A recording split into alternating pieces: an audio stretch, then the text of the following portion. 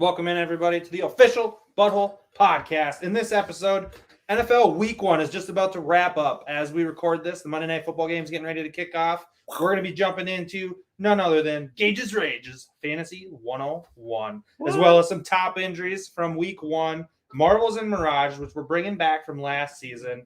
And then we're also going to be getting into some studs and duds, as well as a Butthole 5 to round it out. Let's do this!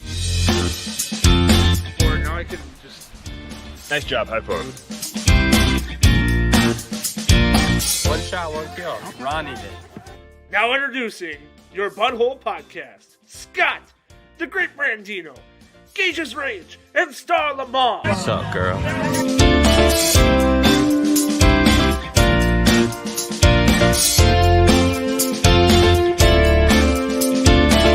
I love the butthole. Technical difficulty. I don't even know if you can hear me right now. Yeah, Think so? I can hear you. So how was everyone's weekend? That's good.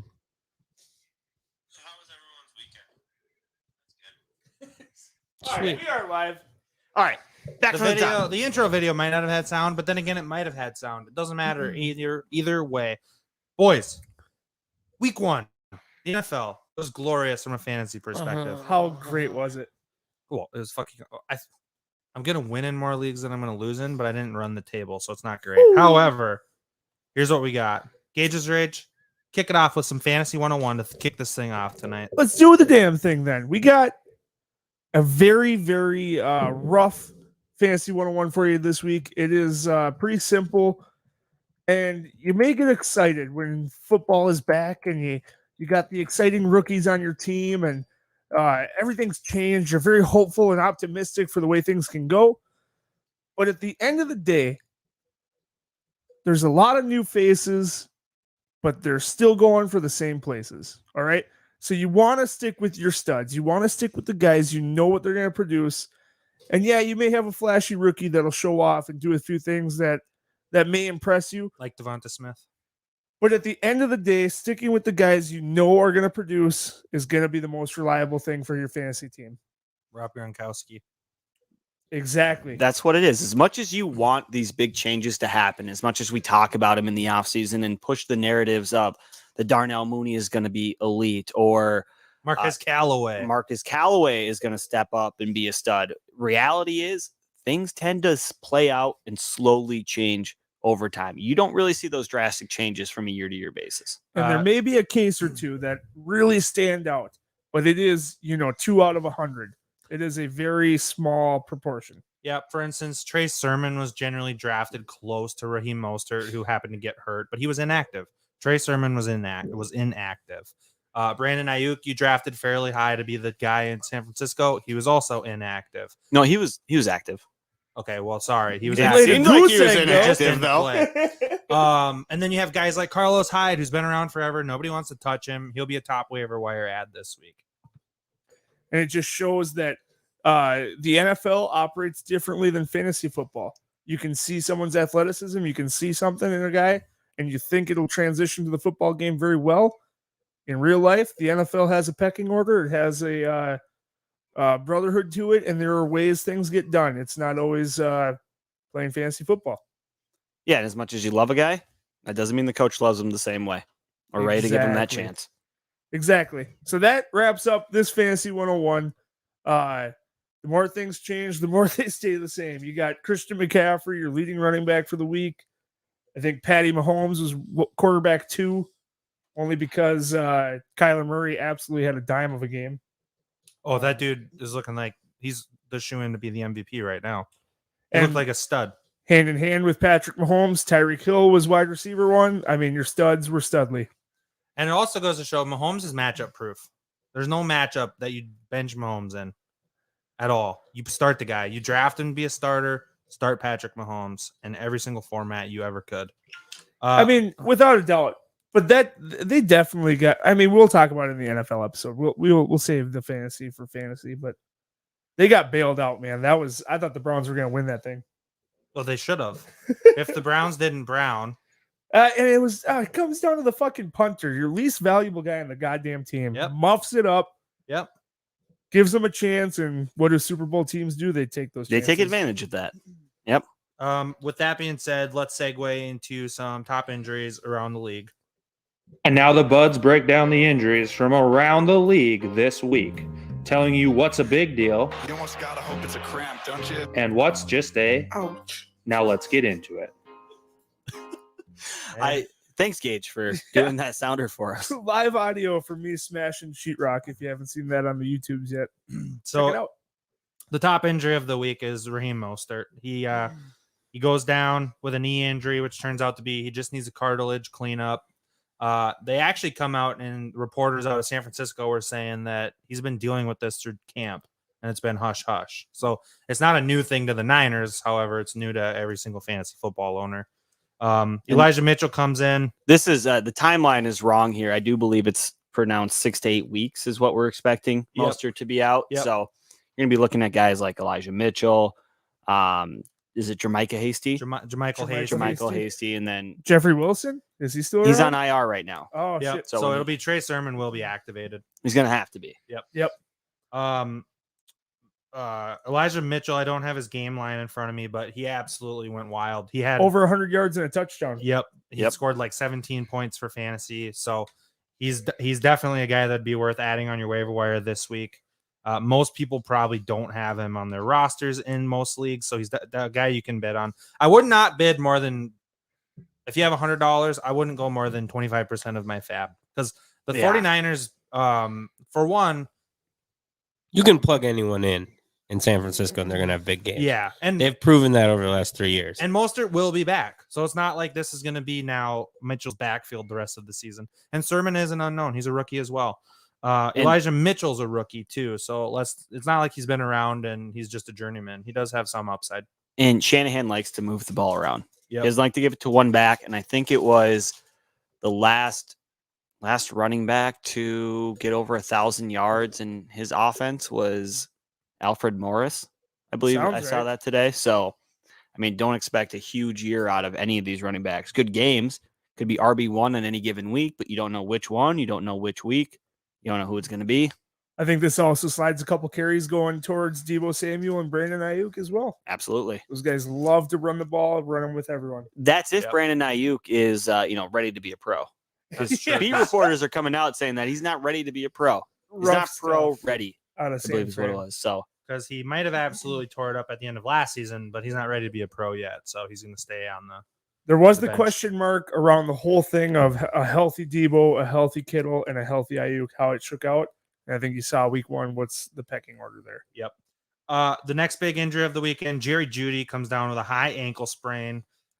In his absence, Noah Fant ends up with 6 catches for 60 some odd yards. Cortland Sutton also had a rough day. He's coming off of that ACL tear, though, from last season, so it's going to be a little slow to go for him right away. Jerry Jeudy, high ankle sprain, real bummer for a guy that showed some promise.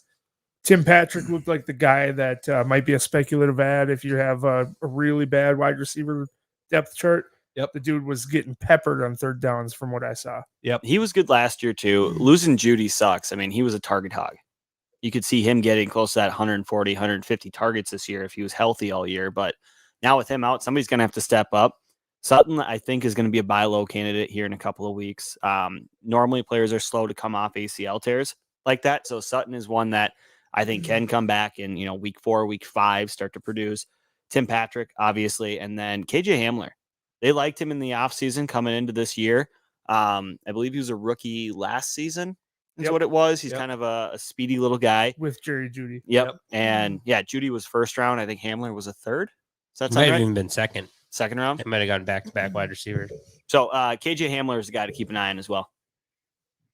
Um, And this is actually 4 to 6 weeks is what they're projecting, not 6 to 8. Okay. but So with a that high was ankle updated. sprain, though, it's going to be more than 4. 6 sounds close. It'll linger. Yeah. You'd expect. So I'd be a little concerned if I'm the owner of Jerry Jeudy. Depends on how high up it is, I guess. Ryan Fitzpatrick gets a hip subluxation, which is a separation of the hip. It depends on It's actually what Tua had in college, so it can be really, really bad. Woof. However, for Ryan Fitzpatrick, it's only going to be, I believe, a 4 to 6 week injury or 6 to 8 week injury, something like that. So he'll be Okay. back in roughly 6 weeks. He is going to go to the IR. So he'll be back this season, but it does suck. I would say it knocks down every single player on Washington's offense besides Antonio Gibson. I think Gibson is safe, but if you have a pass catcher in that offense, I'd be a little bit worried. So Terry McLaurin probably goes from your wide receiver 1 or 2 down a notch to maybe a flex play. Logan Thomas would probably still be okay because Logan Thomas on most teams is either your 1A or your 1B. Like he's either your backup or you have another good tight end you could start, such as Dallas Goedert, who ironically, Zach Ertz also went down with an injury. Oh, did he? So I didn't hear that. hamstring, I believe. So Eee. Dallas Goedert is also now in line for some nice work. So if you have another guy on your team with Logan Thomas, it'd be worth thinking about, but I would still start Logan Thomas, I think.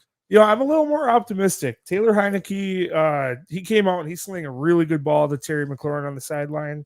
I think Was that acrobatic, amazing catch he had? 'Cause yeah, I don't know if that was right through the DB's. was fingers. that a good throw or a great catch? That was a great It catch. was both for I'd say it's both. Okay. I mean, the DB came out of nowhere, almost makes an amazing play on it, but just barely misses. Wicked. And Scary Terry, I mean, he was, like you said, acrobatic. It was amazing. Some people might still say that the CD touchdown last year was better than that, but we don't listen to those guys. I think after the 2 drops on Thursday night, it proves that CD's hands just can't be trusted. A little bit of butter. Shouldn't be on any No. best catch reel at all.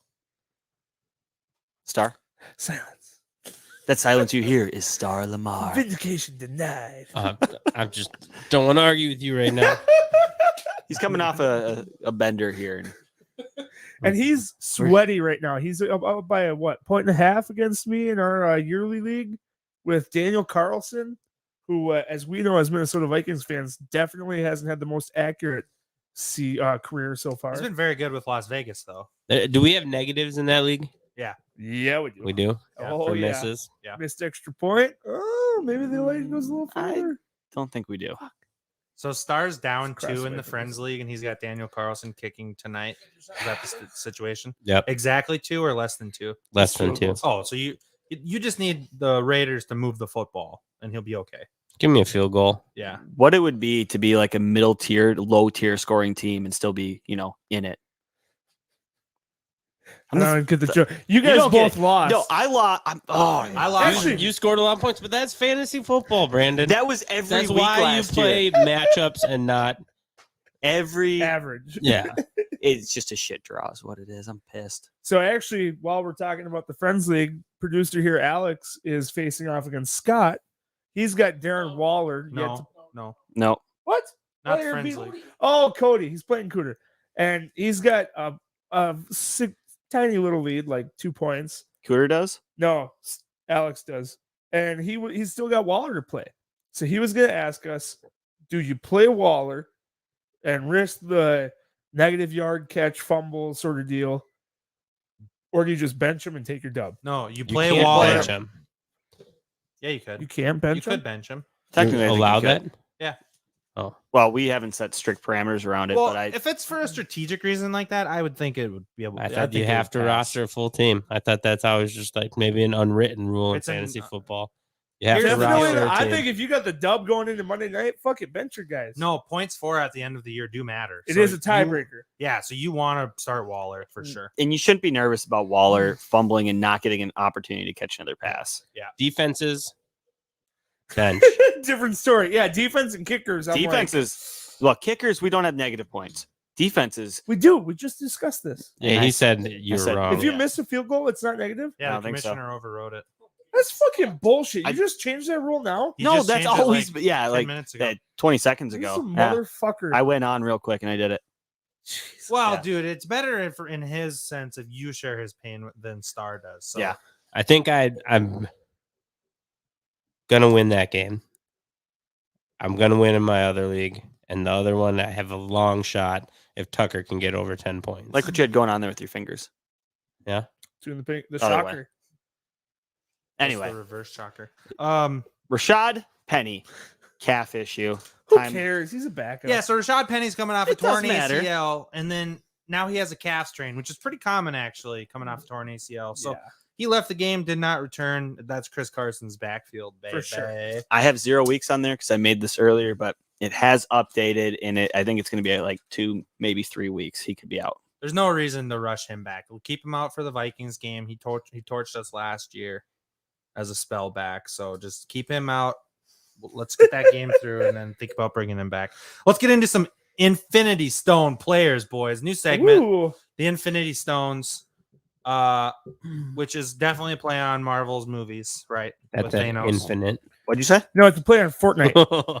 Yeah, it's a play on Fortnite for sure for the kids. Yeah, season 8, baby. Check it out. So what we're doing is we're getting into talking through the top scorers in the league for the week. Top quarterback, top running back, top Pull up wide the tab. receiver, top tight end, and the top flex play, which is obviously the next highest scoring player.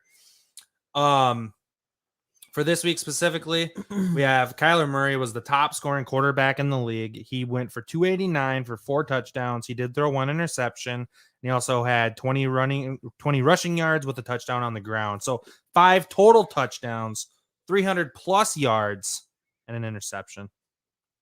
Kyler Murray went wild. Barely edged out Patrick Mahomes. Even with that, barely. Yeah. Very close. And everybody, I mean, Kyler Murray is the talk of fantasy football today. And Patrick Mahomes didn't do anything for the entire first half. And he came back and made it close. But we'll get into one of the guys that was a beneficiary of. Well, Kyler Patrick there, Mahomes. I was watching the highlights today because I didn't catch his game yesterday, but he kind of evaded the pocket, rolled out to the left, was like he was going to run, then took a step back and hit him for a 3rd down, 3rd and 10 or something. Yeah, and he I mean- threw into a pocket of 4 defenders, and his receiver was in there. Like, it Yeah. was a good throw. It was an amazing play. And it was one of those plays, too, where when you're watching a guy like him in college, you're like, oh, you're never going to be able to do that in the NFL. And then they do. Same thing with like Lamar Jackson. He can do the same thing. Yep. Some people are just different, built different. And then I think moving on to the next stone, it was Christian McCaffrey, correct? You're talking fantasy points? Or Yep, we're just the talking next- Oh, best yeah. rusher? Yep, the next It's stone, fantasy. CMC, This who is had the fantasy episode. Exactly. Yep. 21 for 98 on the ground, and then another 9 catches for 89 through the air. No touchdowns. The dude was the top scoring running back with no touchdowns. That's Christian McCaffrey. There was only 2 players in the league that had more receptions than him, I believe.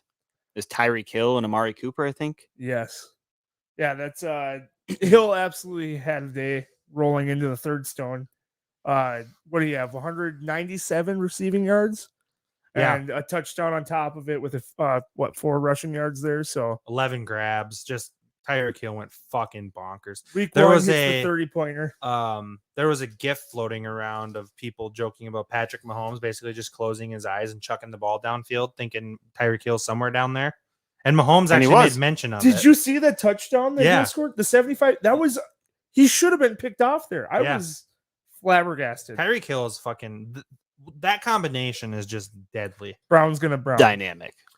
We get The into Browns are they are going to Brown.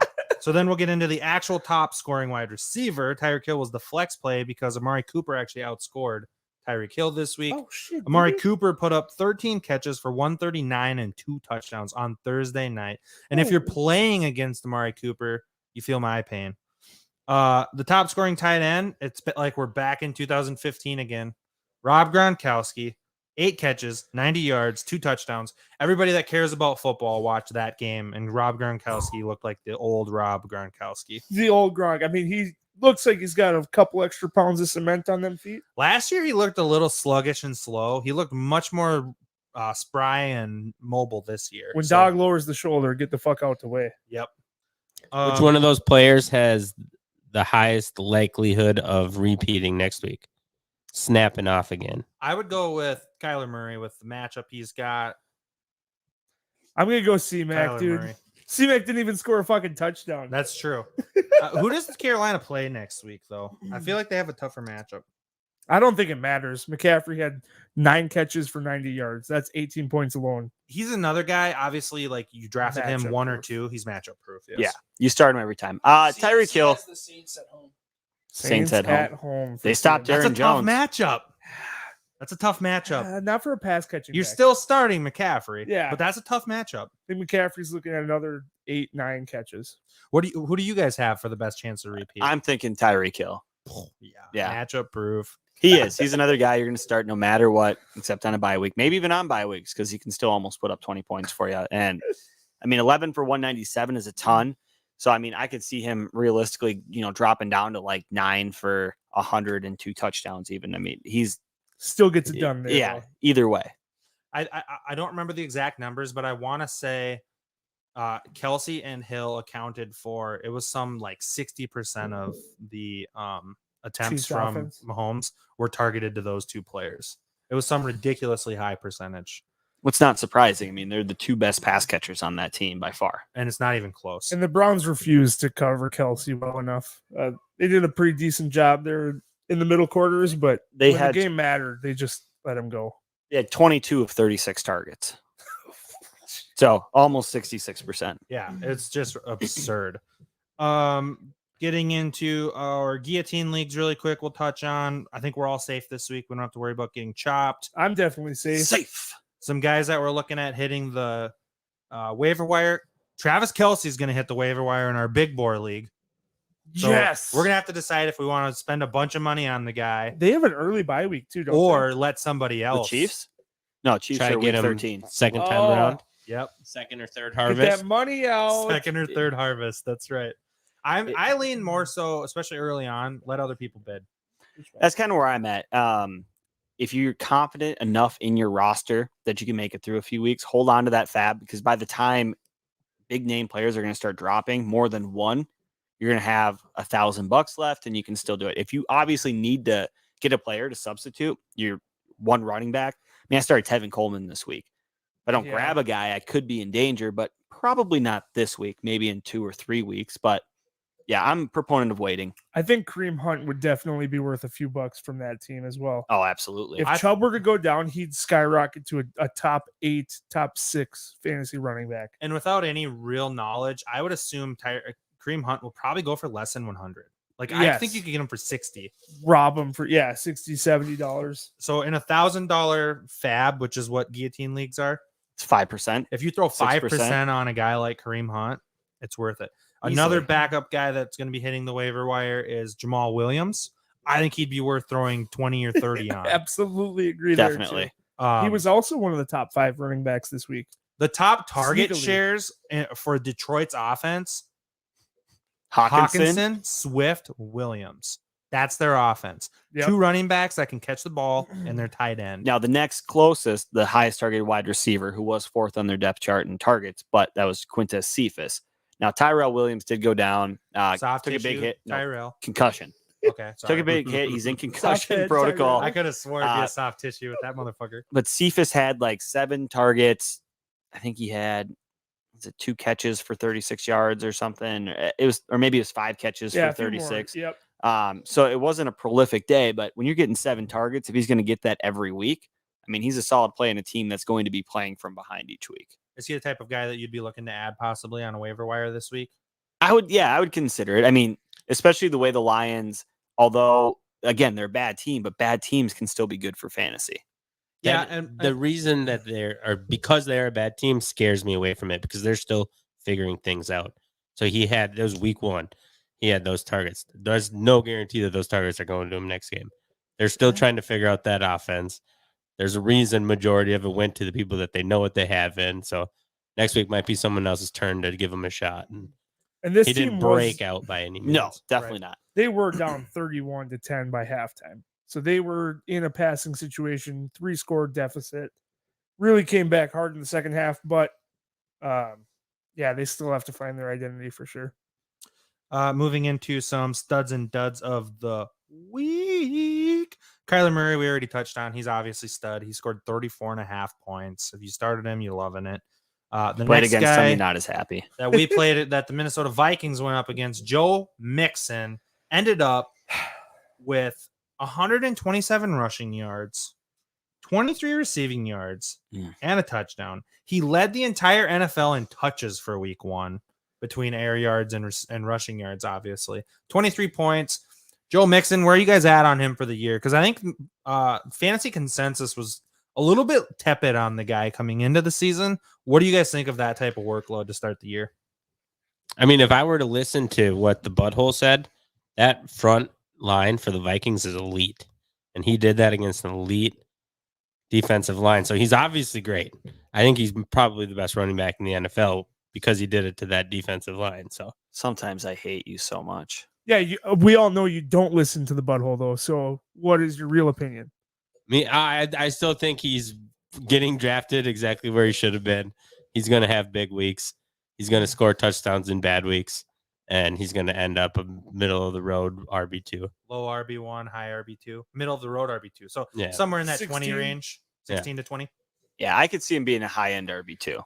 I mean, the offense there, they look pretty decent. I mean, obviously, this is the first game with this Vikings defense all together. A lot of changes. So it's not surprising we struggled a little bit. But overall, I think our defense is going to bounce back. However, Joe Mixon is still going to get a lot of workload. Samaje Perine is their backup. So he's not going to. They were backups together at Oklahoma, too. They put their backfield back together. Just imagine. My point is that Mixon is still going to be, he's going to get those carries. He might be getting 25 workload a week. Just Mixon- imagine if you had Derrick Henry as your 1 and Mixon as your 2. You're pretty damn glad you had Mixon as your 2 today. Or Ezekiel Elliott as your 1. Or Aaron Jones. Yeah, there was some highly drafted running backs that had bust weeks. Quite a Clyde few. Edwards-Helaire barely made it out of the single digits for points. He's a guy that is such a tease. Yeah, that's. I mean, are we gonna roll right into the duds there? I mean, No, Let's stay with some studs here. Okay. Obviously, we had Tyreek Hill. We talked about him in the Infinity Stone segment. He had an absolute monster week. Travis Kelce, 76 receiving yards with 2 touchdowns. Can't go wrong with a guy like that. You drafted him as a tight end 1. You might have drafted him in the first round of the draft. If he's scoring you 22.6 points, you're perfectly okay with that. Yep. The next guy, Elijah Mitchell. This is the guy that we talked about off the top. He had 19 carries, big time workload after Mostert went down, 104 rushing yards and a touchdown, 16.4 points. Just absolutely went wild. He's definitely worth at least watching as far as waiver wires go. I'd be a little bit, obviously, like we said, scared to go all in on him. Oh, Mirage. here we go. Yeah, Is he a is Marvel it? or Mirage? Elijah Mitchell. Yep. Undrafted rookie. Correct. I think- Sixth round. Sixth round draft. pick. I think as long as Mostert's out, I really think he's a Marvel. I think he's going to get a workload. He showed he can be trusted. Shanahan likes guys he can trust. He also goes with the hot hand. A guy that puts in 104 yards and a touchdown on 19 carries. To me, that's a hot hand. I think he's a Marvel while Mostert's out for the first half of the fantasy season. I'm gonna go Mirage. I think the high value draft pick of Trey Sermon will come out and hit the field. I think it's going to be a hot hand approach, like you're saying, and it's not always going to be Elijah Mitchell. I am Mirage for the reason of they have multiple running backs. They like to use multiple running backs. Shanahan has never been one guy as that back. So give me the Mirage on this one. He did go all in on Mostert, though, 2 years ago when they had their Super Bowl run. Well, Mostert there was was the a guy and he fair rode amount with of- Mostert. Jeffrey Wilson that year. But Mostert had Matt the Breida. majority of the carries. Yeah, Breida was there. There was a Breida lot would have of games with action. 180 yards that season. It was Mostert is the one that sticks in your head because he was the last 6 weeks pushing into the That playoffs might where be he true. absolutely dominated. That might be true. Yes, that might So- be true. It's kind of leaving a little stain in your head, I think, because Breida and Jeffrey Wilson both had 100-yard games Another throughout that year. another thing to note regarding the guy that can actually go between the tackles, Jermichael Hasty is not that type of guy. He'll be their pass catching, change of pace guy. Third down back. So between Mitchell and Sermon, one of those guys will get the majority of the carries. And if they split them, it'll be about 10 each game. Brandon, you pull up the stats or no? Oh, yeah, sure. Oh, I just didn't know if you were or not. Nonetheless, No, let's move Elijah on. Mitchell went fucking wild. I'm sure you guys So are right. monitor him on the waiver wires. And then moving into the next guy, Mark Ingram, he's also worth looking into adding. He had 26 carries, big time workload. He only had 85 yards. So it's not like he was very effective in his carries. But then he also had a touchdown to boot, 14.5 points. If you can get that on the waiver wire out of a running back, it's worth looking into. Where do you Not guys even sit necessarily fantasy, but I just want to say, as a team, that was the biggest surprise of Sunday for me was the Houston Texans. The fact that they came out and destroyed the Jags. Yeah, looked good in like all aspects of the game. Brandon Cooks was a stud. Tyrod Taylor looked like a pretty good quarterback, Yeah. which I think you were the big Tyrod fan, right? Before Just Herbert saying, took over from- he's had a bad shake in the NFL. Yep. Is what I said. So you're like, give him his shot, and then the fake lung injury, and the Herbert comes in, and Star Yeah. has a soft spot for quarterbacks that are kind of underwhelming that don't get a chance to prove their worth. Is this a shot at Teddy right now? No, that- this is a compliment. Because Teddy's my boy. I don't know why you would. I don't know why you would go there, Star. I don't have a clue why you'd go there. Where do you guys sit with Ingram? Do you think this is Marvel? It's a little far from me. Yeah, I think it's a marvel. He's the starting running back. He'll get a lot of the first opportunities for the team. They did split the carries quite a bit, but I think it's Mark Ingram's role. They didn't split it that much. I think it's a mirage, and the reason I think it's a mirage is because how many more games this season are they going to be up like that? Philip Lindsay's a better pass catcher. Keep sleeping on him, man. DJ's a better. David Johnson's a better pass catcher. When they get into situations where they're going to have to pass the ball, I don't think Ingram's going to be the guy. but big trust, man. So I'm going mirage. I like Mark Ingram, but I think it's a mirage. He's old. I don't know It's how a- I feel. it's a I'm not mirage. spending my money on Right in the him. middle. Well, it's because, like Gage said off the top, he's not sexy. Mark Ingram's been fantasy relevant up to except last year. He's been fantasy relevant almost as long as He's been in the league. he's been in the league. We've been alive. Oh, No, Pretty no, not much. quite that long. He's not quite as bad as Frank Gore, but he's close. And then, like, he's just not a sexy pick. But he's obviously, I mean, any guy that gets 26 carries, you got to at least take a look at. you can do it. I think if you're gonna grab a guy off the waiver wire, he's worth looking at. I mean, most likely you're gonna be dropping like, maybe a Tyrell Williams, or you might be dropping some sort of third Rashad string, Penny, possibly. Tevin Coleman, maybe. Who knows who you're gonna be dropping? But there's somebody that you took at the end of your draft that you could take a shot on Mark Ingram and drop that guy. Yeah. And I do think he'll be a guy that'll have weeks where he'll have 10 plus points, which if you can get that, that's not a bad thing. The next guy, Jalen Hurts, 264 passing yards, 3 touchdowns, another 7 carries for 62 rushing yards.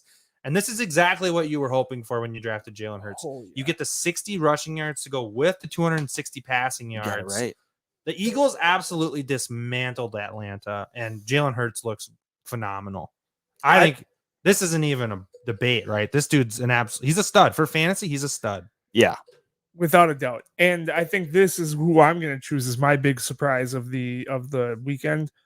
The Eagles, I slept on the team, man. They looked really freaking good And against Jalen Reagor, who was completely ineffective last year, had a pulse.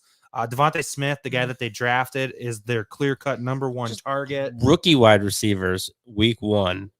That was a freaking surprise. They all had a good week. Jamar Chase did. Jalen that Waddle guy. caught a touchdown. And you had Smith. I think he had 70, 80 yards in the Who are- score. Who are some of the other ones? First round wide receivers. Rashad Bateman's on IR. Was there only 4 this year? Am I missing somebody? Well, Oh, Kadarius Toney. He But didn't have a the day. But there was Giants, 3 of yeah. them that did. when you rope in the quarterbacks too, Trevor Lawrence had 20 fantasy points or 19.8.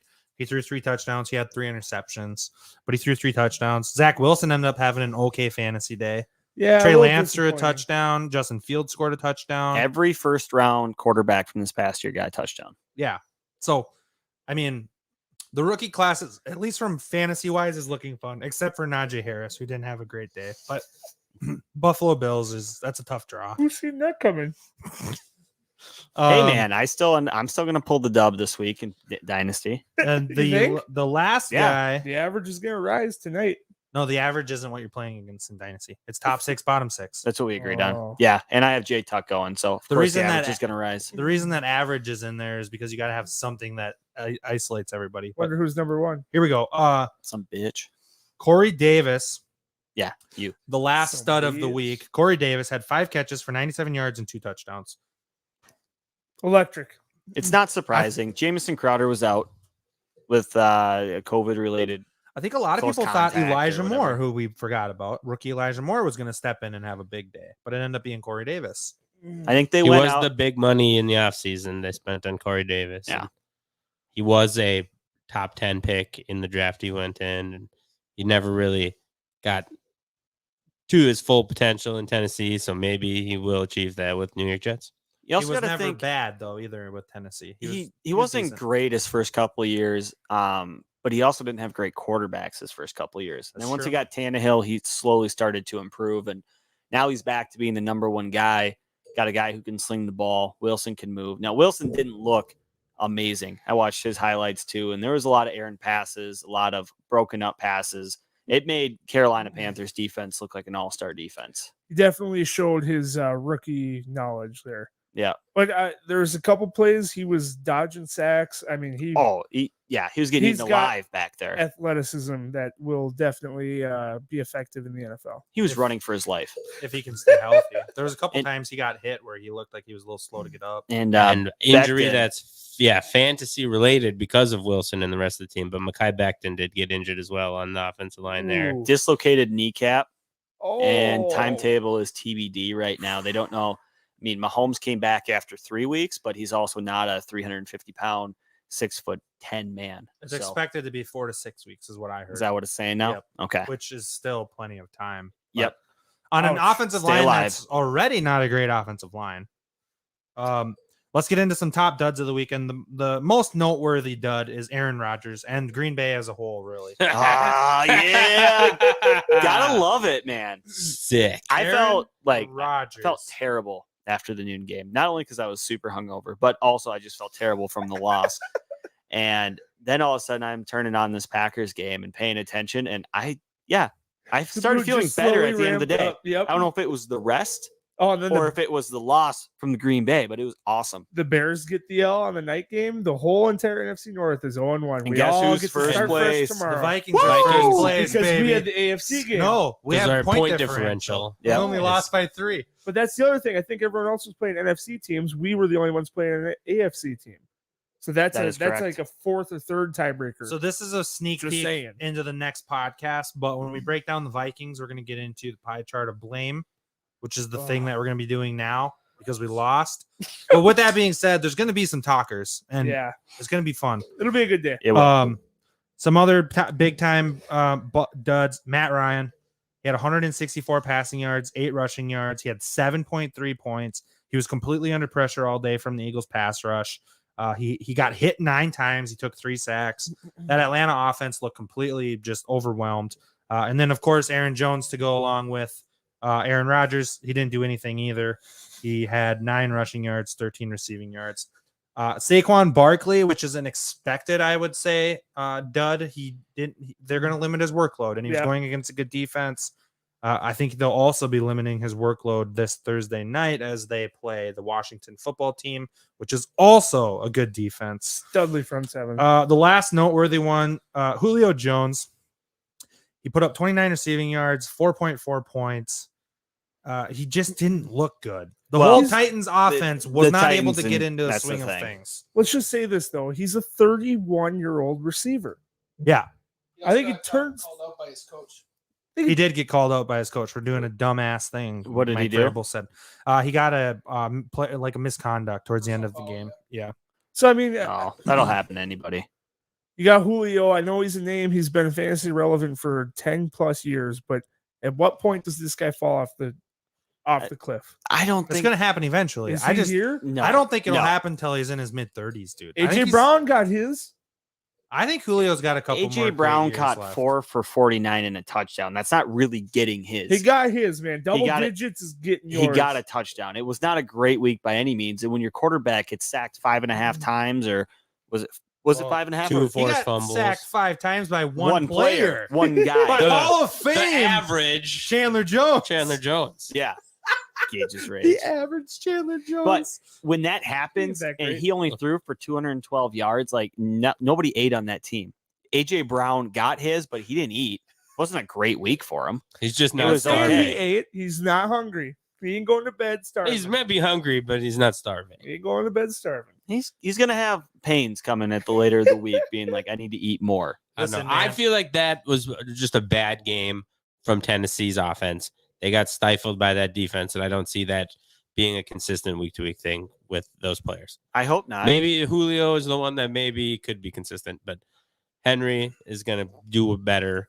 I think Brown is going to have better games, and I think Julio is going to have better than what he put up today. I don't know if he's ever going to be back at that elite status as he was, but I think that was a mirage of a game by the Tennessee offense. I won't be concerned for Julio unless it happens again this upcoming week. If Julio has another single point game this upcoming week, now my panic meter is starting to go up a little bit.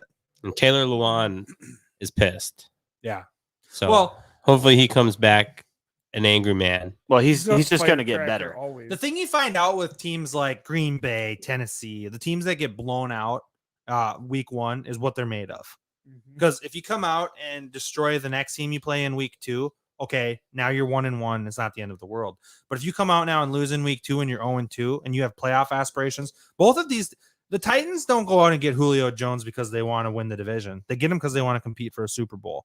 Well, if you want to compete for a Super Bowl, first you got to make the playoffs, and starting 0-2 is not a good way to do that. Not a lot of teams make the playoffs starting 0-2. Yeah. I'm going to be curious, though, to see how that number percentage changes because it's an incredibly low percentage. I'm going to be interested to see what that percentage changes like now that there's an extra game. I would think it does go up. Yeah, with that because extra game. With that extra game, a lot of times teams that would start 0-2 would get hot at the end of the year and they'd come up 1 week short. Yep. With that extra week now, you're going to be playing a divisional opponent at the end of the year.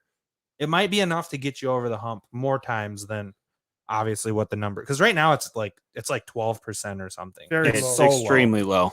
as far as if you start 0-2, you have 12% chance of making the playoffs. But It's you going gotta to go think up a that's little bit. 1/8 of your season. 0-2. Well, and they also added the 7th playoff team, so there's Yeah, a there's lot two of- things that will working. help. Yeah. There's Yeah. two things really now working for you. So And it won't be Uh, long, and there's going to be another game. They're going to go to 18, so you have even number of home and away games. that wraps up duds of the week. Brandino, do you have a butthole 5? Of course, I have. Oh, a There, butthole it's going to bring us five. right up to kickoff. Perfect Just timing. as Yep. Star Lamar wanted. This will bring you right up to kickoff. We don't want to keep you guys into this game. All right, guys, I'm gonna hit it. Get those pens out.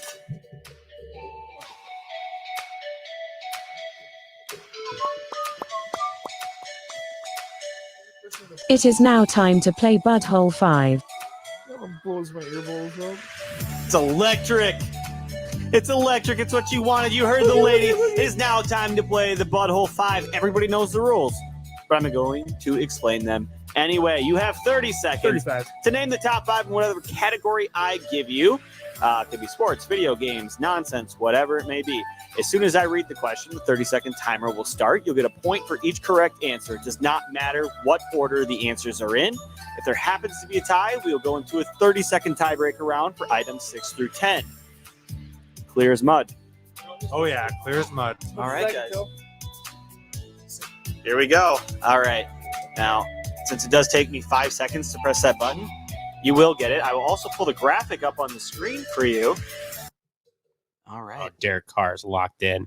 All right, This guys. is a Raiders dub. I'm calling it. I want the agree. highest scoring fantasy QBs of week 1. The highest scoring fantasy QBs of week 1.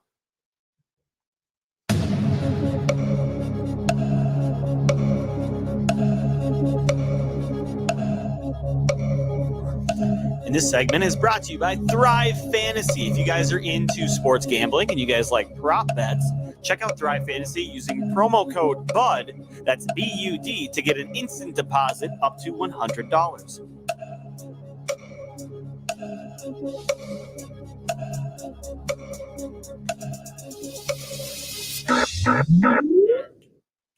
All right. Gage, no more making up names as you're reading that aren't on your list. I got 5 names on the list. I'm just Star. saying. Fuck out of here. I'm having a hard time reading this one. What's his name again?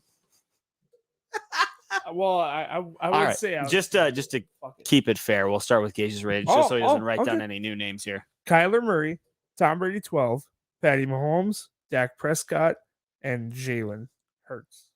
All There's right. been a lot of good quarterbacks this week. There was There a lot was a lot of good ones. I That's why it's didn't tough. put 2 of those people because I completely forgot about Thursday night. All right, let's go with Star Lamar. I have Murray, Mahomes, Stafford, Hurts, and Winston. Murray, Mahomes, Stafford, Hurts, and Winston. Yeah. Okay. Scott, you want to go next? I got Murray, Mahomes, TB12, Wilson, and Hurts. Alex, Mahomes, Murray, Winston, Wilson, and Brady. say it one more time, a little bit slower. Patrick Mahomes, Kyler Murray, Jameis Winston, Russell Wilson, and Tom Brady. Okay. All right, guys, we do have a clear winner. We had 3 individuals get 3 correct, and we had 1 individual get 4 correct. Gage's Rage, you're one of the 3. Fuck! Lucky duck. I love the That's elimination. not lucky. I love this elimination. Scott, Fuck. you don't love it anymore because you are also one of the 3. I'm going to pull it up here, but we do have a winner. It is Alex. Woo! Yeah, Alex is 1 for 1 in his butthole 5. Alex. We had Kyler Murray with 34.6. Patrick Mahomes was second, 33.3. Jared Goff at 29.9. Jameis Winston. This game is shit. And then Fuck Tom this game. Brady. I love it. Jared Goff, I was talking him up earlier, and I didn't want to tip my hand too much because I knew this was my butthole 5. Yeah. But Goff had a hell of a week. That's where I'm talking about like Quintez Cephas. He's got a chance because Mariota. when they're playing from behind and Goff can still sling the ball, those wide receivers can still have some food.